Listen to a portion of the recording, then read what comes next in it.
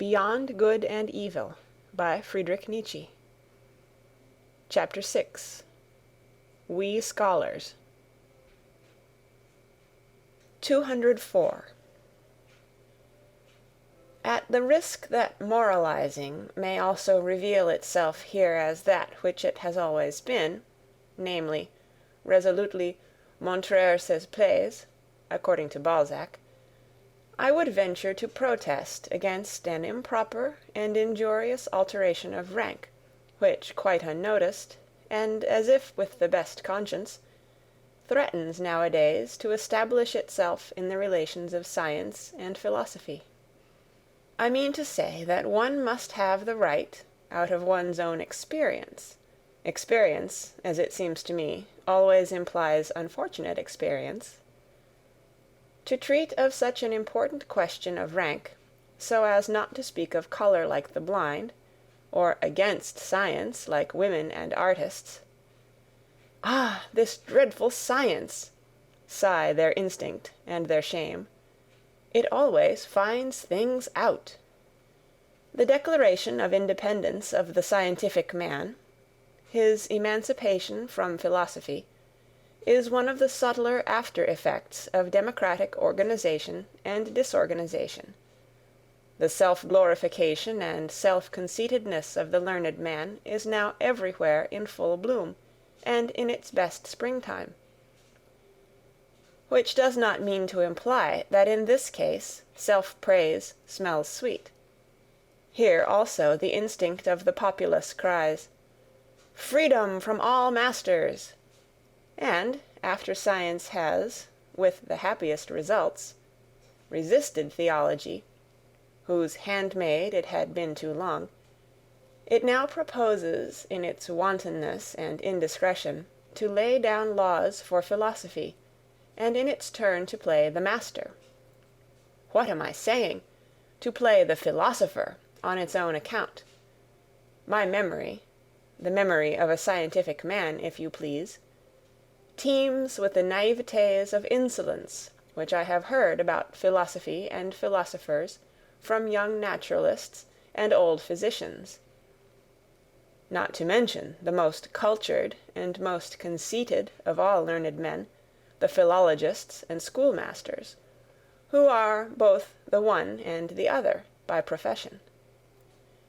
On one occasion it was the specialist and the Jack Horner who instinctively stood on the defensive against all synthetic tasks and capabilities. At another time it was the industrious worker who had got a scent of otium and refined luxuriousness in the internal economy of the philosopher, and felt himself aggrieved and belittled thereby. On another occasion it was the color blindness of the utilitarian, who sees nothing in philosophy but a series of refuted systems, and an extravagant expenditure which does nobody any good. At another time the fear of disguised mysticism and of the boundary adjustment of knowledge became conspicuous. At another time the disregard of individual philosophers, which had involuntarily extended to disregard of philosophy generally. In fine, I found most frequently, behind the proud disdain of philosophy in young scholars, the evil after-effect of some particular philosopher, to whom on the whole obedience had been forsworn, without, however, the spell of his scornful estimates of other philosophers having been got rid of, the result of being a general ill will to all philosophy. Such seems to me, for instance, the after-effect of Schopenhauer on the most modern Germany.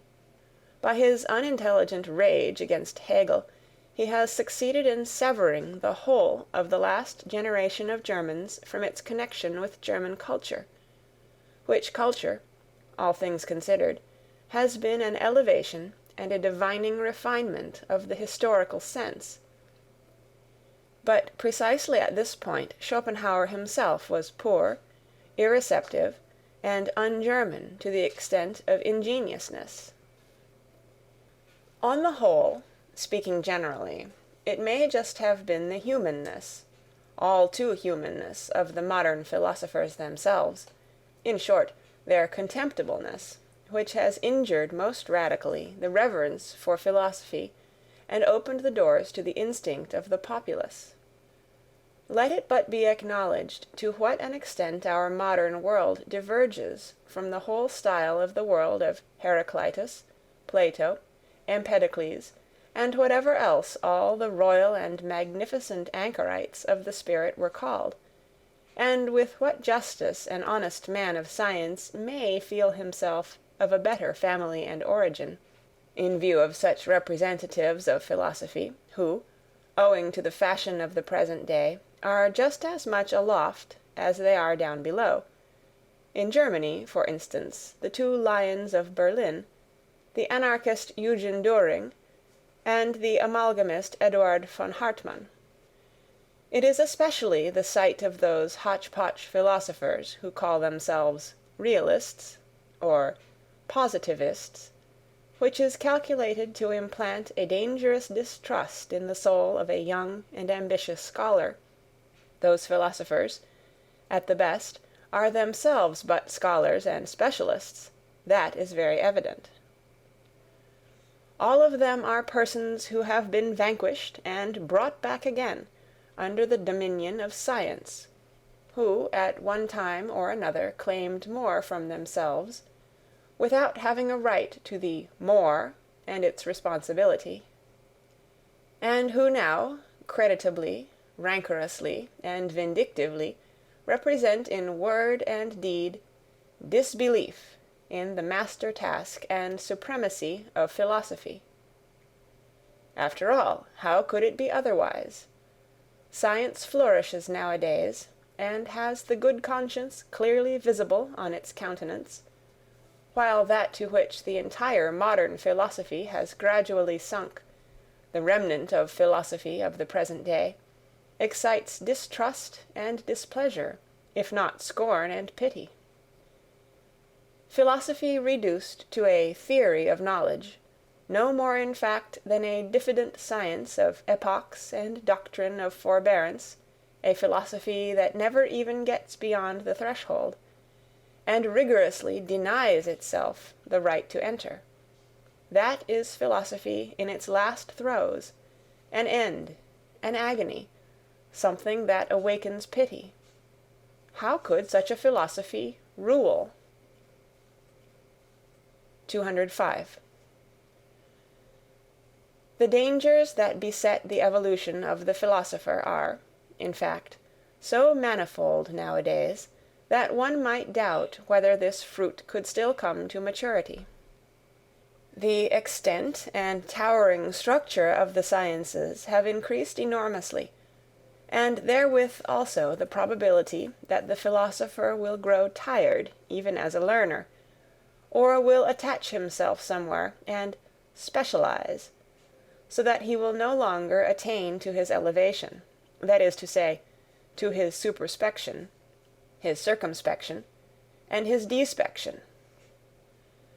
Or he gets aloft too late, when the best of his maturity and strength is past, or when he is impaired, coarsened, and deteriorated, so that his view, his general estimate of things, is no longer of much importance. It is perhaps just the refinement of his intellectual conscience that makes him hesitate and linger on the way. He dreads the temptation to become a dilettante, a millipede, a milla-antenna. He knows too well that as a discerner, one who has lost his self-respect no longer commands, no longer leads, unless he should aspire to become a great play-actor, a philosophical Cagliostro, and spiritual rat-catcher, in short, a misleader. This is, in the last instance, a question of taste, if it has not really been a question of conscience. To double once more the philosopher's difficulties, there is also the fact that he demands from himself a verdict, a yea or nay, not concerning science, but concerning life and the worth of life. He learns unwillingly to believe that it is his right and even his duty to obtain this verdict, and he has to seek his way to the right and the belief only through the most extensive, perhaps disturbing and destroying, experiences, often hesitating, doubting, and dumbfounded. In fact, the philosopher has long been mistaken and confused by the multitude, either with the scientific man and ideal scholar, or with the religiously elevated, desensualized, desecularized visionary and God-intoxicated man. And even yet, when one hears anybody praised, because he lives wisely, or as a philosopher, it hardly means anything more than prudently and apart. Wisdom. That seems to the populace to be a kind of flight, a means and artifice for withdrawing successfully from a bad game. But the genuine philosopher, does it not seem so to us, my friends, lives unphilosophically and unwisely, above all, imprudently, and feels the obligation and burden of 100 attempts and temptations of life. He risks himself constantly. He plays this bad game. 206. In relation to the genius, that is to say, a being who either engenders or produces, both words understood in their fullest sense, the man of learning, the scientific average man, has always something of the old maid about him, for, like her, he is not conversant with the two principal functions of man. To both, of course, to the scholar and to the old maid, one concedes respectability, as if by way of indemnification. In these cases one emphasizes the respectability. And yet, in the compulsion of this concession, one has the same admixture of vexation. Let us examine more closely. What is the scientific man? Firstly, a commonplace type of man, with commonplace virtues. That is to say, a non-ruling, non-authoritative, and non-self-sufficient type of man. He possesses industry, patient adaptableness to rank and file, equability and moderation in capacity and requirement. He has the instinct for people like himself, and for that which they require. For instance, the portion of independence and green meadow without which there is no rest from labor, the claim to honor and consideration, which first and foremost presupposes recognition and recognizability, the sunshine of a good name, the perpetual ratification of his value and usefulness, with which the inward distrust which lies at the bottom of the heart of all dependent men and gregarious animals, has again and again to be overcome. The learned man, as is appropriate, has also maladies and faults of an ignoble kind. He is full of petty envy, and has a lynx eye for the weak points in those natures to whose elevations he cannot attain. He is confiding, yet only as one who lets himself go, but does not flow. And precisely before the man of the great current he stands all the colder and more reserved. His eye is then like a smooth and irresponsive lake, which is no longer moved by rapture or sympathy. The worst and most dangerous thing of which a scholar is capable results from the instinct of mediocrity of his type, from the Jesuitism of mediocrity, which labors instinctively for the destruction of the exceptional man, and endeavors to break, or still better, to relax, every bent bow. To relax, of course, with consideration, and naturally with an indulgent hand, to relax with confiding sympathy, that is the real art of Jesuitism, which has always understood how to introduce itself as the religion of sympathy. 207. However gratefully one may welcome the objective spirit, and who has not been sick to death of all subjectivity and its confounded ipsissimosity?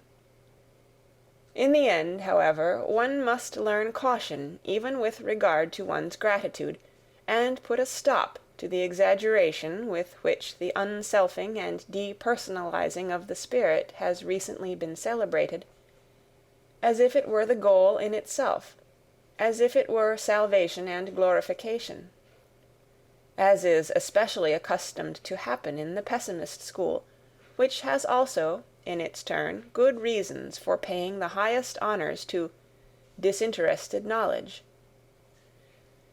The objective man, who no longer curses and scolds like the pessimist, the ideal man of learning, in whom the scientific instinct blossoms forth fully, after 1,000 complete and partial failures, is assuredly one of the most costly instruments that exist, but his place is in the hand of one who is more powerful. He is only an instrument, we may say he is a mirror, he is no purpose in himself. The objective man is in truth a mirror accustomed to prostration before everything that wants to be known, with such desires only as knowing or reflecting implies. He waits until something comes, and then expands himself sensitively, so that even the light footsteps and gliding past of spiritual beings may not be lost on his surface and film. Whatever personality he still possesses seems to him accidental, arbitrary, or, still oftener, disturbing. So much has he come to regard himself as the passage and reflection of outside forms and events. He calls up the recollection of himself with an effort, and not infrequently wrongly, he readily confounds himself with other persons. He makes mistakes with regard to his own needs, and here only is he unrefined and negligent. Perhaps he is troubled about the health, or the pettiness and confined atmosphere of wife and friend, or the lack of companions and society. Indeed, he sets himself to reflect on his suffering, but in vain. His thoughts already rove away to the more general case, and tomorrow he knows as little as he knew yesterday how to help himself. He does not now take himself seriously and devote time to himself. He is serene, not from lack of trouble, but from lack of capacity for grasping and dealing with his trouble. The habitual complacence with respect to all objects and experiences, the radiant and impartial hospitality with which he receives everything that comes his way, his habit of inconsiderate good nature, of dangerous indifference as to yea and nay, alas, there are enough of cases in which he has to atone for these virtues of his, and as man generally, he becomes far too easily the caput mortuum of such virtues. Should one wish love or hatred from him, I mean love and hatred as God, woman, and animal understand them, he will do what he can, and furnish what he can. But one must not be surprised if it should not be much, if he should show himself just at this point to be false, fragile, questionable, and deteriorated. His love is constrained, his hatred is artificial, and rather un tour de force, a slight ostentation and exaggeration. He is only genuine so far as he can be objective. Only in his serene totality is he still nature and natural. His mirroring and eternally self-polishing soul no longer knows how to affirm, no longer how to deny. He does not command, neither does he destroy. Je ne méprise presque rien, he says, with Leibniz. Let us not overlook nor undervalue the presque. Neither is he a model man. He does not go in advance of anyone, nor after either. He places himself generally too far off to have any reason for espousing the cause of either good or evil. If he has been so long confounded with the philosopher, with the Caesarean trainer and dictator of civilization, he has had far too much honor, and what is more essential in him has been overlooked. He is an instrument, something of a slave, though certainly the sublimest sort of slave, but nothing in himself. Presque rien. The objective man is an instrument, a costly, easily injured, easily tarnished measuring instrument and mirroring apparatus, which is to be taken care of and respected, but he is no goal, not outgoing nor upgoing, no complementary man in whom the rest of existence justifies itself, no termination, and still less a commencement, an engendering or primary cause, nothing hardy, powerful, self-centered that wants to be master, but rather only a soft, inflated, delicate, movable potter's form that must wait for some kind of content and frame to shape itself thereto. For the most part a man without frame and content, a selfless man. Consequently, also, nothing for women, in parenthesi. 208. When a philosopher nowadays makes it known that he is not a skeptic, I hope that has been gathered from the foregoing description of the objective spirit, people all hear it impatiently. They regard him on that account with some apprehension. They would like to ask so many, many questions. Indeed, among timid hearers, of whom there are now so many, he is henceforth said to be dangerous. With his repudiation of skepticism, it seems to them as if they heard some evil-threatening sound in the distance, as if a new kind of explosive were being tried somewhere, a dynamite of the spirit, perhaps a newly discovered Russian nihiline, a pessimism bonae voluntatis, that not only denies, means denial, but, dreadful thought, practices denial. Against this kind of good will, a will to the veritable, actual negation of life, there is, as is generally acknowledged nowadays, no better soporific and sedative than skepticism, the mild, pleasing, lulling poppy of skepticism. And Hamlet himself is now prescribed by the doctors of the day as an antidote to the spirit and its underground noises. Are not our ears already full of bad sounds, say the skeptics, as lovers of repose, and almost as a kind of safety police? This subterranean neigh is terrible. Be still, ye pessimistic moles. The skeptic, in effect that delicate creature, is far too easily frightened. His conscience is schooled so as to start at every neigh, and even at that sharp, decided yea, and feel something like a bite thereby. Yea and nay, they seem to him opposed to morality.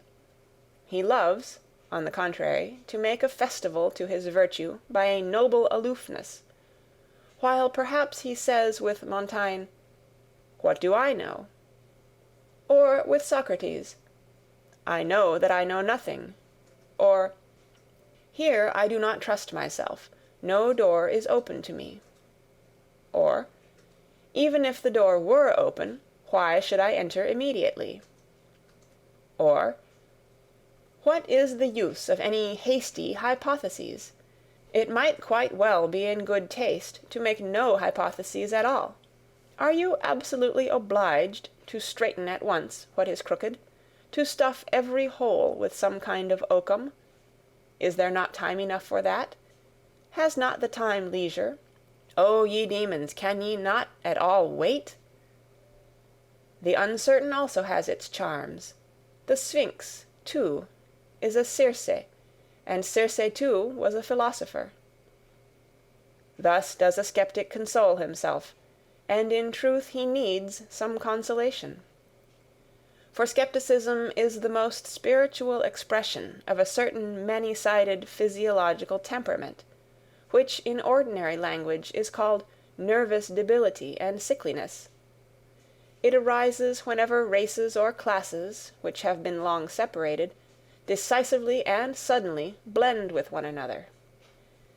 In the new generation, which has inherited, as it were, different standards and valuations in its blood, everything is disquiet, derangement, doubt, and tentativeness. The best powers operate restrictively, the very virtues prevent each other growing and becoming strong. Equilibrium, ballast, and perpendicular stability are lacking in body and soul. That, however, which is most diseased and degenerated in such nondescripts, is the will. They are no longer familiar with independence of decision, or the courageous feeling of pleasure in willing.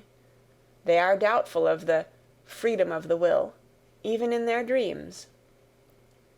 Our present-day Europe, the scene of a senseless, precipitate attempt at a racial blending of classes, and consequently of races, is therefore skeptical in all its heights and depths, sometimes exhibiting the mobile skepticism which springs impatiently and wantonly from branch to branch, sometimes with gloomy aspect, like a cloud overcharged with interrogative signs, and often sick unto death of its will. Paralysis of will, where do we not find this cripple sitting nowadays? And yet how bedecked oftentimes, how seductively ornamented! There are the finest gala dresses and disguises for this disease, and that, for instance, most of what places itself nowadays in the showcases as objectiveness, the scientific spirit, l'art pour l'art, and pure voluntary knowledge, is only decked-out skepticism and paralysis of will.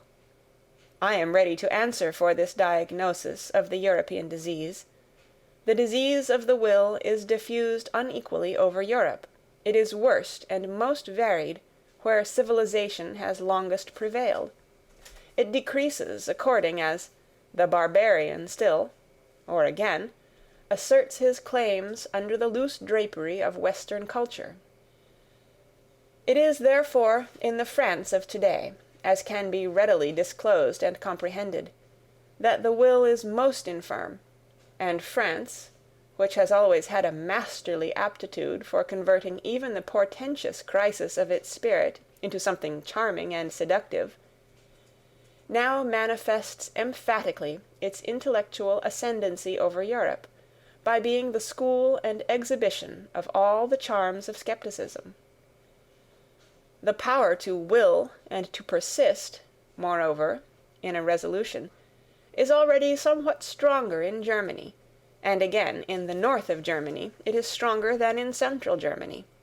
It is considerably stronger in England, Spain, and Corsica, associated with phlegm in the former, and with hard skulls in the latter, not to mention Italy, which is too young yet to know what it wants, and must first show whether it can exercise will, but it is strongest and most surprising of all in that immense middle empire where Europe, as it were, flows back to Asia, namely, in Russia.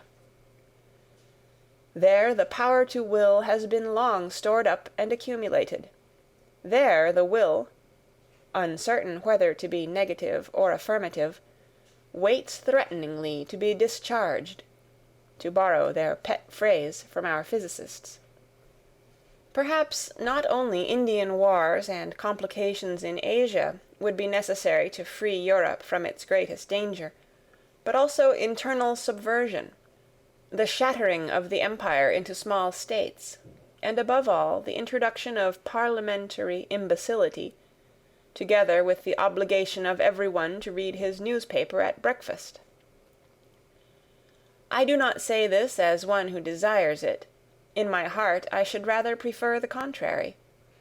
I mean such an increase in the threatening attitude of Russia, that Europe would have to make up its mind to become equally threatening, namely, to acquire one will, by means of a new caste to rule over the continent, a persistent, dreadful will of its own, that can set its aims thousands of years ahead, so that the long spun-out comedy of its petty statism, and its dynastic as well as its democratic many-willedness, might finally be brought to a close. The time for petty politics is past. The next century will bring the struggle for the dominion of the world, the compulsion to great politics. 209. As to how far the new warlike age on which we Europeans have evidently entered may perhaps favor the growth of another and stronger kind of skepticism, I should like to express myself preliminarily merely by a parable, which the lovers of German history will already understand. That unscrupulous enthusiast for big, handsome grenadiers, who, as King of Prussia, brought into being a military and skeptical genius, and therewith, in reality, the new and now triumphantly emerged type of German, the problematic, crazy father of Frederick the Great, had on one point the very knack and lucky grasp of the genius. He knew what was then lacking in Germany, the want of which was 100 times more alarming and serious than any lack of culture and social form. His ill will to the young Frederick resulted from the anxiety of a profound instinct. Men were lacking, and he suspected, to his bitterest regret, that his own son was not man enough. There, however, he deceived himself, but who would not have deceived himself in his place? He saw his son lapsed to atheism, to the esprit, to the pleasant frivolity of clever Frenchmen. He saw in the background the great bloodsucker, the spider skepticism. He suspected the incurable wretchedness of a heart no longer hard enough either for evil or good, and of a broken will that no longer commands, is no longer able to command. Meanwhile, however, there grew up in his son that new kind of harder and more dangerous skepticism. Who knows to what extent it was encouraged just by his father's hatred and the icy melancholy of a will condemned to solitude? The skepticism of daring manliness, which is closely related to the genius for war and conquest, and made its first entrance into Germany in the person of the great Frederick. This skepticism despises and nevertheless grasps. It undermines and takes possession. It does not believe, but it does not thereby lose itself. It gives the spirit a dangerous liberty, but it keeps strict guard over the heart. It is the German form of skepticism, which, as a continued Frederikianism, risen to the highest spirituality, has kept Europe for a considerable time under the dominion of the German spirit and its critical and historical distrust. Owing to the insuperably strong and tough masculine character of the great German philologists and historical critics, who, rightly estimated, were also all of them artists of destruction and dissolution, a new conception of the German spirit gradually established itself, in spite of all romanticism in music and philosophy, in which the leaning towards masculine skepticism was decidedly prominent, whether, for instance, as fearlessness of gaze, as courage and sternness of the dissecting hand, or as resolute will to dangerous voyages of discovery, to spiritualized North Pole expeditions under barren and dangerous skies. There may be good grounds for it when warm-blooded and superficial humanitarians cross themselves before this spirit. C'est esprit fataliste, ironique, mephistophelique, as Michelet calls it, not without a shudder. But if one would realize how characteristic is this fear of the man in the German spirit which awakened Europe out of its dogmatic slumber, let us call to mind the former conception which had to be overcome by this new one, and that it is not so very long ago that a masculinized woman could dare, with unbridled presumption, to recommend the Germans to the interest of Europe as gentle, good-hearted, weak-willed, and poetical fools. Finally, let us only understand profoundly enough Napoleon's astonishment when he saw Goethe. It reveals what had been regarded for centuries as the German spirit. Voilà un homme. That was as much to say, but this is a man, and I only expected to see a German. 210.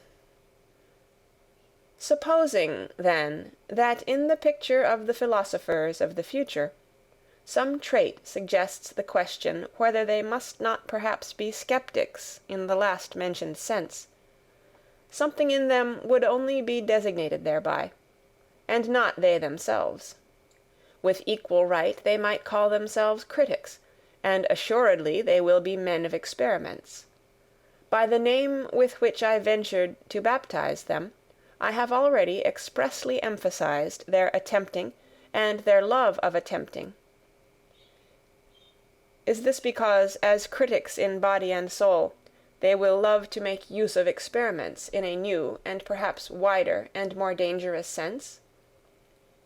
In their passion for knowledge, will they have to go further in daring and painful attempts than the sensitive and pampered taste of a democratic century can approve of? There is no doubt these coming ones will be least able to dispense with the serious and not unscrupulous qualities which distinguish the critic from the skeptic. I mean the certainty as to standards of worth, the conscious employment of a unity of method, the wary courage, the standing alone, and the capacity for self-responsibility. Indeed, they will avow among themselves a delight in denial and dissection, and a certain considerate cruelty which knows how to handle the knife surely and deftly, even when the heart bleeds. They will be sterner, and perhaps not always towards themselves only, than humane people may desire. They will not deal with the truth in order that it may please them, or elevate and inspire them. They will rather have little faith in truth, bringing with it such revels for the feelings. They will smile, those rigorous spirits, when anyone says in their presence, "That thought elevates me, why should it not be true?" Or, "That work enchants me, why should it not be beautiful?" Or, "That artist enlarges me, why should he not be great?"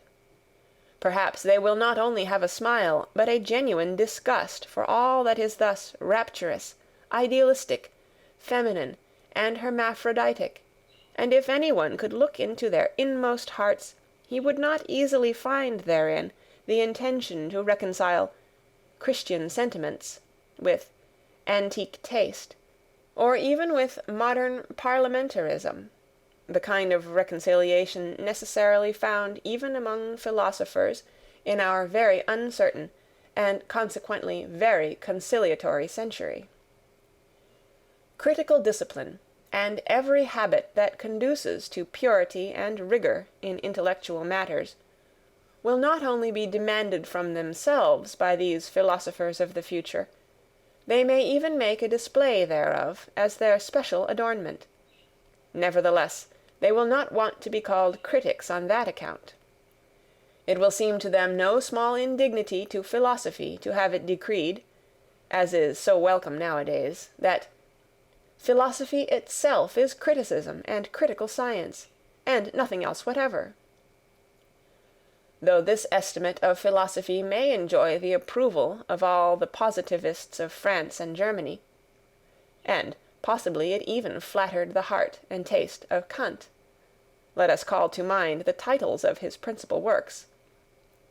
Our new philosophers will say, notwithstanding, that critics are instruments of the philosopher, and just on that account, as instruments, they are far from being philosophers themselves.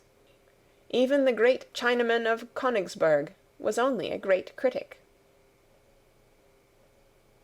211. I insist upon it that people finally cease confounding philosophical workers, and in general scientific men, with philosophers, that precisely here one should strictly give each his own, and not give those far too much, these far too little. It may be necessary for the education of the real philosopher that he himself should have once stood upon all those steps upon which his servants, the scientific workers of philosophy, remain standing, and must remain standing. He himself must perhaps have been critic, and dogmatist, and historian, and besides, poet, and collector, and traveller, and riddle reader, and moralist, and seer, and free spirit, and almost everything, in order to traverse the whole range of human values and estimations, and that he may be able, with a variety of eyes and consciences, to look from a height to any distance, from a depth up to any height, from a nook into any expanse. But all these are only preliminary conditions for his task. This task itself demands something else. It requires him to create values. The philosophical workers, after the excellent pattern of Kant and Hegel, have to fix and formalize some great existing body of valuations, that is to say, former determinations of value, creations of value, which have become prevalent, and are for a time called truths, whether in the domain of the logical, the political, moral, or the artistic. It is for these investigators to make whatever has happened and been esteemed hitherto conspicuous, conceivable, intelligible, and manageable, to shorten everything long, even time itself, and to subjugate the entire past, an immense and wonderful task, in the carrying out of which all refined pride, all tenacious will, can surely find satisfaction. The real philosophers, however, are commanders and law-givers. They say, "Thus shall it be." They determine first the whither and the why of mankind, and thereby set aside the previous labor of all philosophical workers, and all subjugators of the past. They grasp at the future with a creative hand, and whatever is and was becomes for them thereby a means, an instrument, and a hammer. Their knowing is creating, their creating is a law-giving, their will to truth is will to power. Are there at present such philosophers? Have there ever been such philosophers? Must there not be such philosophers some day? 212. It is always more obvious to me that the philosopher, as a man indispensable for the morrow and the day after the morrow, has ever found himself, and has been obliged to find himself, in contradiction to the day in which he lives. His enemy has always been the ideal of his day. Hitherto all those extraordinary furtherers of humanity whom one calls philosophers, who rarely regarded themselves as lovers of wisdom, but rather as disagreeable fools and dangerous interrogators, have found their mission, their hard, involuntary, imperative mission, in the end, however, the greatness of their mission, in being the bad conscience of their age. In putting the vivisector's knife to the breast of the very virtues of their age, they have betrayed their own secret. It has been for the sake of a new greatness of man, a new untrodden path to his aggrandizement. They have always disclosed how much hypocrisy, indolence, self-indulgence, and self-neglect, how much falsehood was concealed under the most venerated types of contemporary morality, how much virtue was outlived. They have always said, "We must remove hence to where you are least at home." In the face of a world of modern ideas, which would like to confine every one in a corner, in a specialty, a philosopher, if there could be philosophers nowadays, would be compelled to place the greatness of man, the conception of greatness, precisely in his comprehensiveness and multifariousness, in his all-roundness. He would even determine worth and rank according to the amount and variety of that which a man could bear and take upon himself, according to the extent to which a man could stretch his responsibility. Nowadays, the taste and virtue of the age weaken and attenuate the will.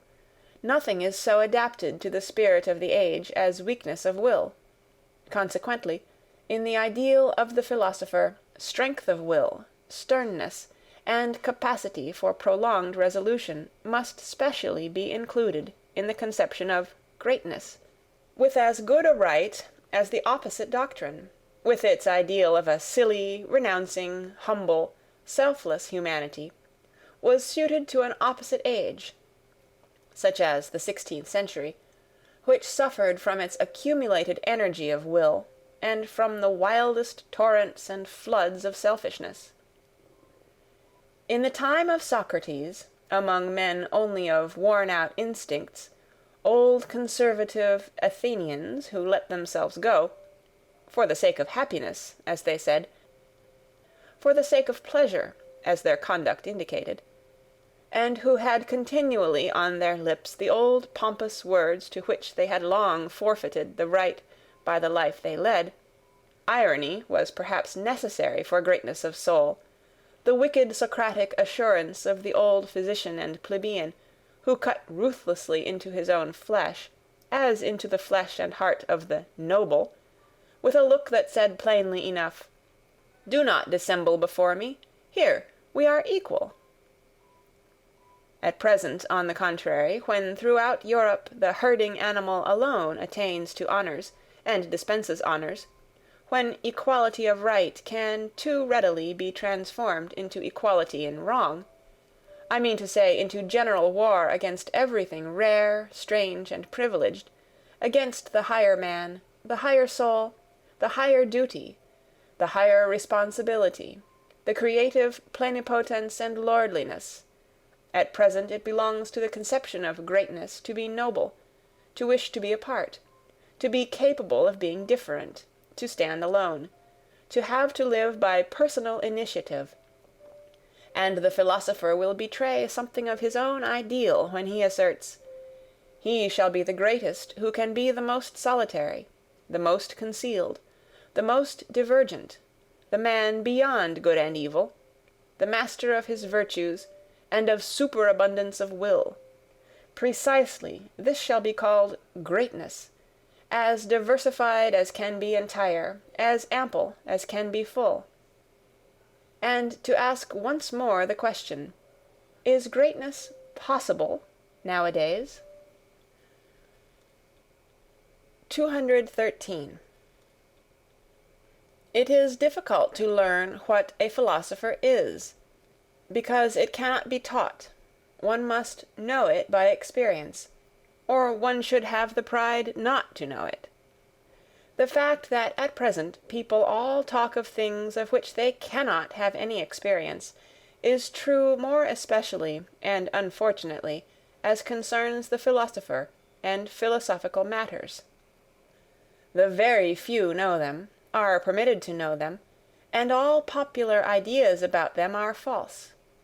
Thus, for instance, the truly philosophical combination of a bold, exuberant spirituality which runs at presto pace, and a dialectic rigor and necessity which makes no false step, is unknown to most thinkers and scholars from their own experience, and therefore, should any one speak of it in their presence, it is incredible to them.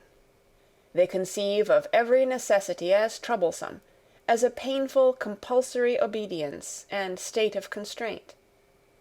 Thinking itself is regarded by them as something slow and hesitating, almost as a trouble, and often enough as worthy of the sweat of the noble, but not at all as something easy and divine, closely related to dancing and exuberance.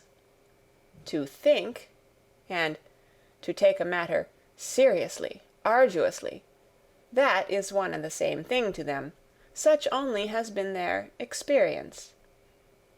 Artists have here perhaps a finer intuition, they who know only too well that precisely when they no longer do anything arbitrarily, and everything of necessity, their feeling of freedom, of subtlety, of power, of creatively fixing, disposing, and shaping, reaches its climax.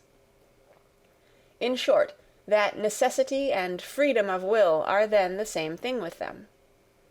There is, in fine, a graduation of rank in psychical states, to which the graduation of rank in the problems corresponds.